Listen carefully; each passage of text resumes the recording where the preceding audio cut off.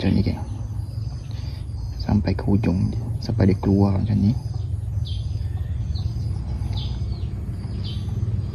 Okey, lepas tu kita ukur lagi sekali macam ni. Kita pun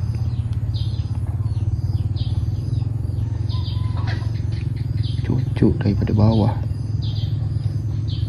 sampai dia tembus ke atas.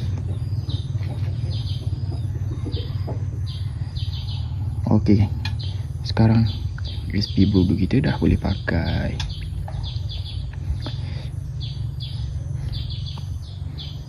Untuk SP Brodo ni, yang ni saiz dia 10 cm dan berat dia 11 gram.